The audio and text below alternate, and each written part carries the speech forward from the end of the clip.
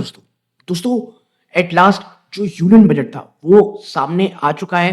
और भाई निफ्टी यानी बाजार को बिल्कुल भी पसंद नहीं आया और बहुत भयंकर गिरावट हुई। निचले स्तरों से कुछ रिकवरी भी देखने को मिली, but at the end of the day negative में मार्केट बंद हुआ।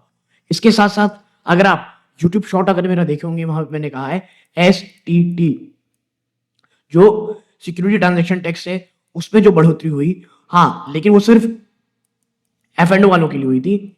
उसके कारण आप देखेंगे तो एक तेजी देखने को मिली, माफ कीजिएगा गिरावट देखने को मिली STT के इंटरेस्ट रेट में। लेकिन पूरा का पूरा जो बजट है वो बहुत बड़ा है, बहुत अलग अलग सेक्टर से, वो बहुत से प्रोडक्ट है जो सस्ते हुए होंगे, महंगे होंगे। इन तमाम चीजों में चर्चा करेंगे। यहां पर मैं जो आपके सामने लेकर के आया हूं ना एनालिसिस, वो देखिए वो AI जनरेटेड तो है, लेकिन याद रखिएगा बहुत सारे सवाल, जब बहुत सारे डेटा ऑलरेडी आ चुके थे, बहुत अलग अलग न्यूज आउटलेट से भी वहां से निकाल करके मैंने और ज्यादा एड ऑन किया है। और एक बहुत ही अच्छा कंपाइलेशन जो मुझे लगता है 10 to 12 मिनट्स में हर वो जानकारी एज अ रिटेल इन्वेस्टर आपको जो चाहिए वो हम यहाँ पे रख देंगे दोस्तों।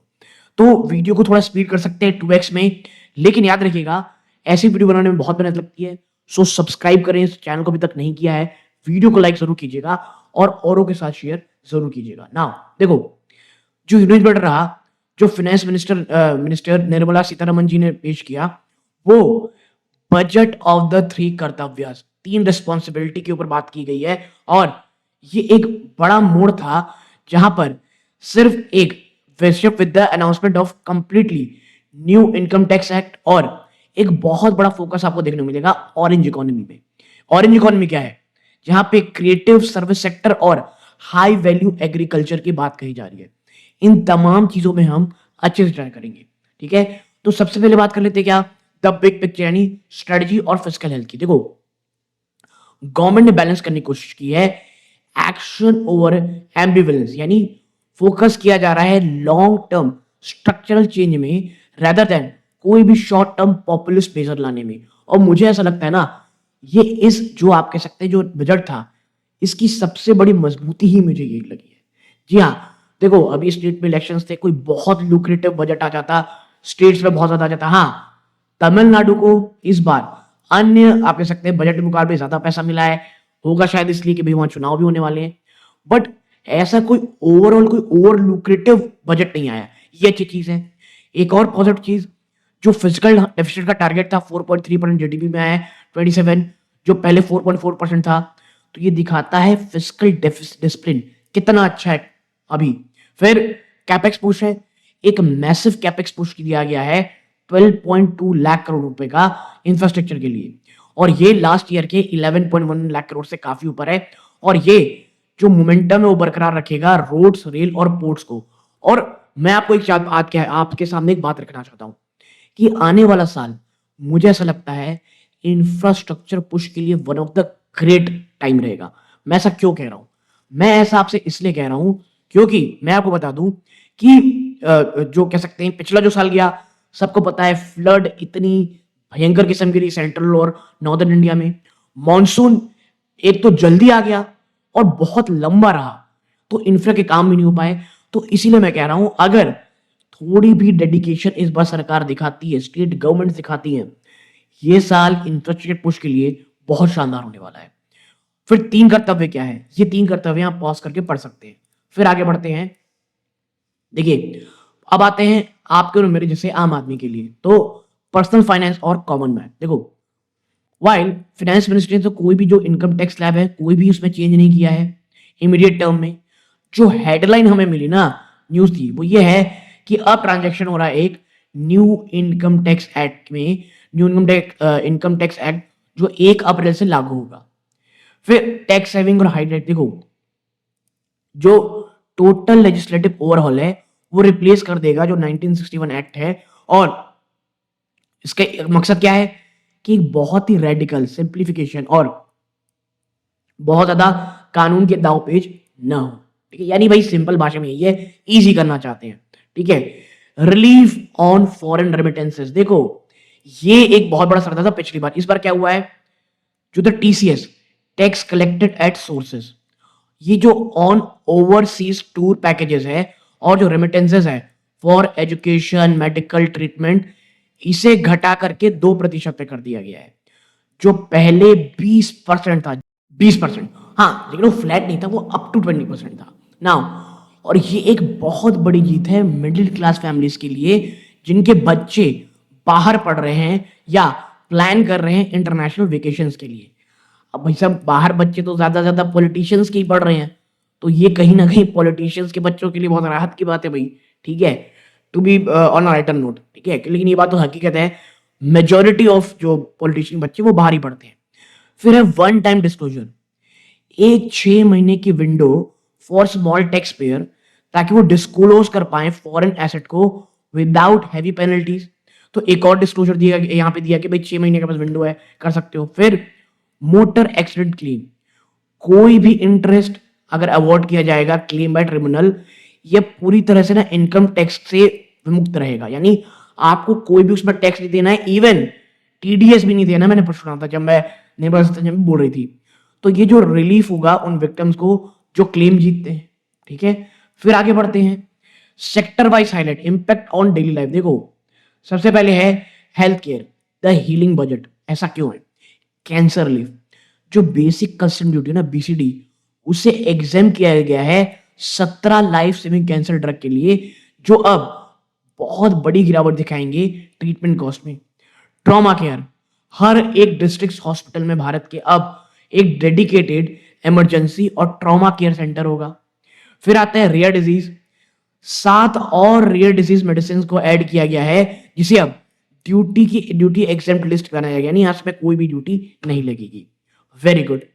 फिर आते भाई साहब एग्रीकल्चर में, agriculture from grain to high value. देखो, कोकोनट और कैजू, आप कह सकते हैं भारत सरकार कह रही है कि हम लॉन्च करेंगे कोकोनट प्रमोशन स्कीम, और एक डेडिकेटेड प्रोग्राम होगा काजू, कोकोआ और सैंडलवुड के लिए, कि वो एक प्रीमियम ग्लोबल ब्रांड बना पाए, ठीक है? और मुझे पर्सनली लगता है कि जो सैंडलवुड है ना, उसको हमने अभी तक पूरी तरह से यूज नहीं किया है। फिर पीएम धन धान्य कृषि योजना, ये टारगेट करेगी एट 100 लो प्रोडक्टिविटी डिस्ट्रिक्ट के, और अपलिफ्ट करेगी 1.7 करोड़ फार्मर्स के लिए। Again very good.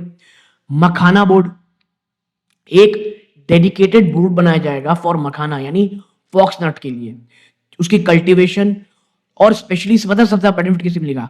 बिहार को, ठीक है? फिर आते हैं कहाँ? इंफ्रास्ट्रक्चर और टेक्नोलॉजी। तो 7 नई बुलेट ट्रेन कॉरिडोर बना जा रहे हैं। अब देखिए, बुलेट ट्रेन बोलना मुझे पता नहीं, उतना सही लगता नहीं है, बट चलिए बुलेट ट्रेन ही बोल देते हैं। यहां एक नई हाई स्पीड रेल कॉरिडोर बनेगी, जो मुंबई पुणे, वेरी गुड, बहुत ज्यादा जरूरी था। फिर दिल्ली वाराणसी, इसे ग्रीन लाइट मिल चुकी है। इसके साथ साथ जो कह सकते हैं निर्मला सीतारमण जी ने, जो मुझे पर्सनल फेवरेट लग रहे हैं, चेन्नई, फिर हैदराबाद और बेंगलुरु, इन लोगों की आसपास आप कह सकते हैं कंपनी, कह सकते हैं आप, जो ये रेल कॉरिडोर हो उनमें से भी जाएगा। अगर मैं किसी को छूट रहा हूं तो आई एम रियली सॉरी, ठीक है?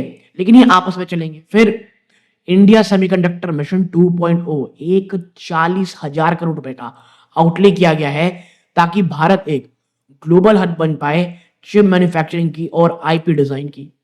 एआई रिकॉर्ड, पहली बार आर्टिफिशियल इंटेलिजेंस को मेंशन किया गया है 11 बार स्पीच में, और 500 करोड़ रुपए दिए गए for AI centre of excellence and education.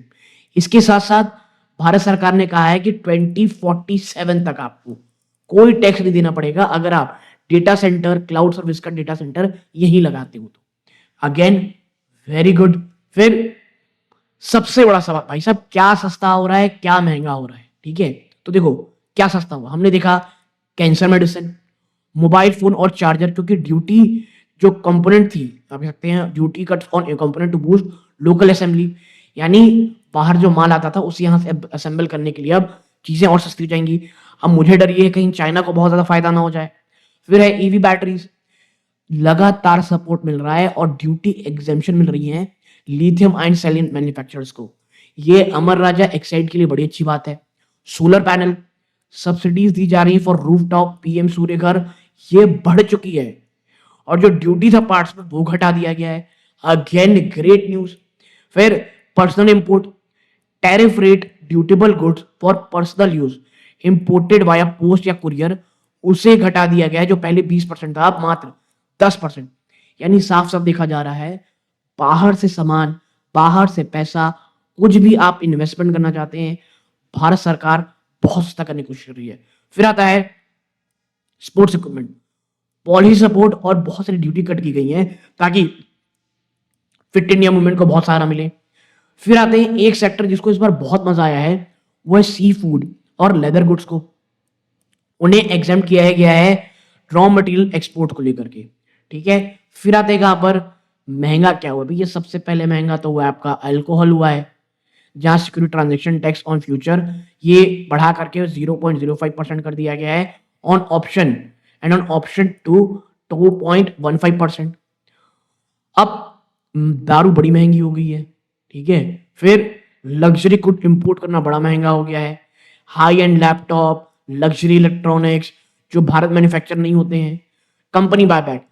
तो ये बहुत अच्छा रहा कि भाई जो स्मॉल इन्वेस्टर के इंटरेस्ट बचाने के लिए जो कंपनी बायबैक है उसे और महंगा कर दिया गया है। तो समरी क्या है, देखो जो 2000 आप कह सकते हो 26 का बजट है वो ईज ऑन लिविंग में फोकस कर रहा है, रेदर देन कोई भी डायरेक्ट टैक्स कट। कि भाई साहब पिछली बार तो बड़ा टैक्स कट हो गया है। वाइल जो आपकी जो मंथली सैलरी है वो आपको भली बहुत सेम लगेगी, लेकिन आपके जो खर्चे हैं, international travel, cancer health care, mobile electronics, वो नीचे जाने वाले हैं। बट हाँ, अगर आप एक रिटेल इन्वेस्टर हैं और डेरिवेटिव में काम करते हैं तो चीजें महंगी होंगी।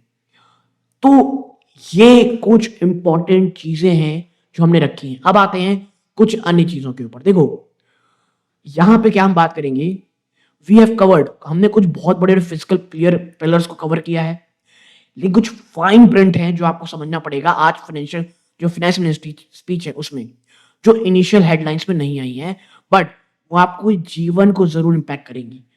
पहला है the creator economy and the Mumbai hub.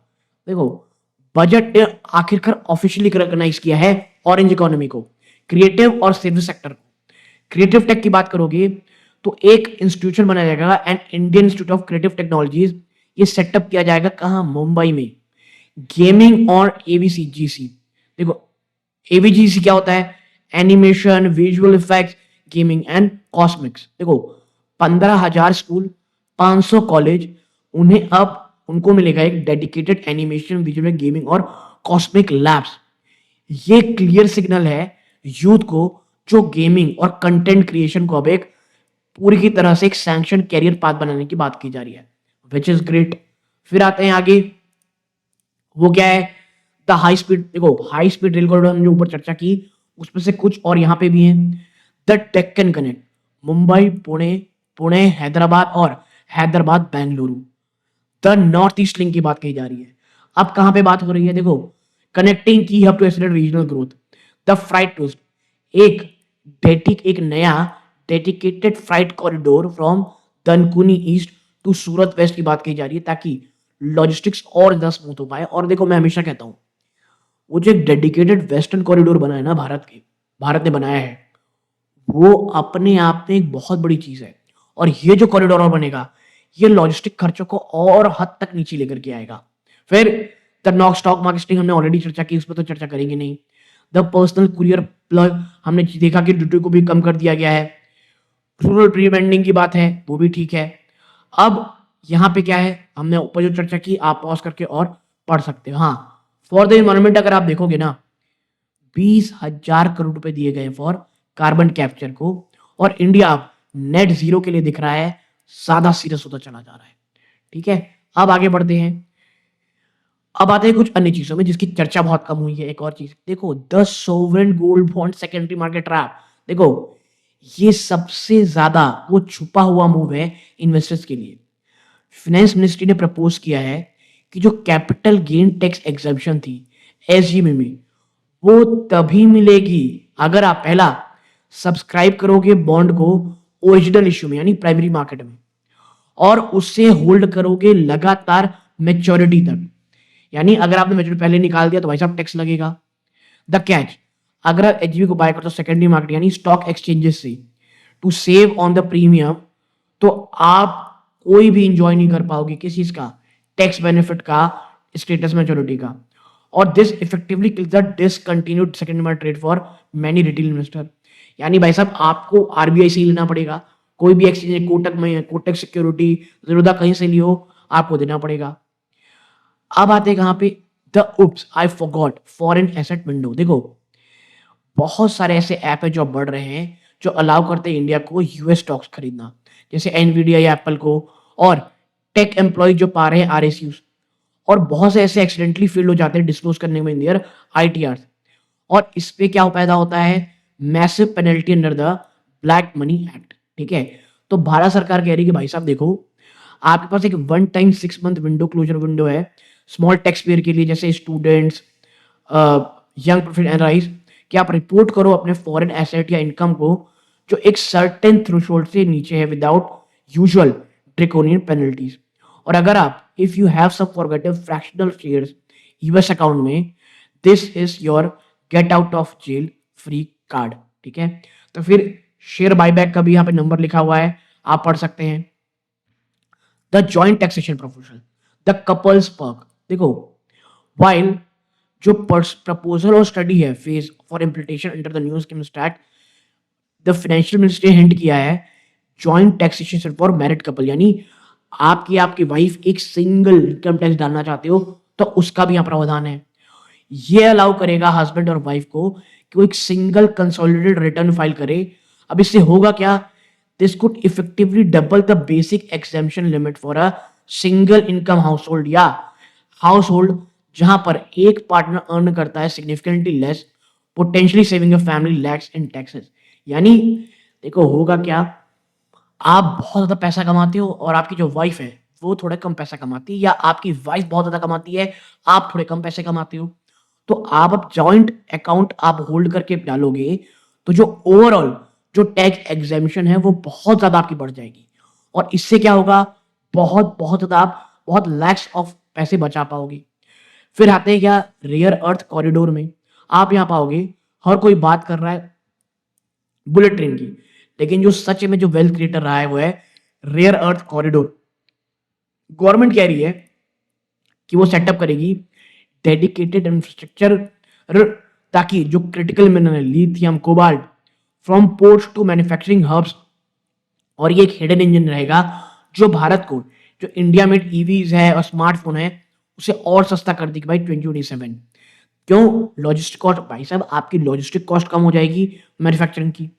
The accountant menu आप कह सकते हैं मेक ओवर। क्या, देखो खुद की भारत की बिग फोर बनाने के लिए, अकाउंटिंग फर्म बनाने के लिए बजट ने रैशनलाइज किया definition of an accountant under safe harbour rule, और ये सटल पुश देगा make homegrown firm local leader, global leader in auditing and advisory, moving away from reliance for on foreign headquartered firm for Indian corporate compliances. ठीक है, तो मुझे ऐसा लगता है ऑलमोस्ट हम जो जो कवर कर सकते हैं हमने की।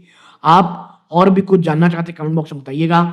मुझे ऐसा लगता है कि कोई बहुत ही अच्छा, मतलब ये नहीं कहना चाहिए कोई रेवोल्यूशनरी बजट है, लेकिन हाँ लॉन्ग टर्म को देखती हुई चीजें की गई हैं। और देखिए जो लोग, मुझे ऐसा लगता है जो लगता है जॉब्स जॉब्स बोलने से नहीं आएगी, जो लगातार अन्य अन्य चीजें की गई हैं, आपको एज ए ह्यूमन बींग आपको और मुझे चीजें करना पड़ेंगी। मेरा ये मानना है इंफ्रास्ट्रक्चर पुश, अगर इंफ्रास्ट्रक्चर चीजें साफ हो, आप और मैं कुछ सिविक सेंस अच्छा करें, तो मुझे ऐसा लगता है जॉब ऑलरेडी क्रिएट होंगी, चीजें और अच्छी होंगी, ease of doing business setup, ease of living भी भारत में बढ़ेगी। तो ये सूर्यकांत है, जय हिंद।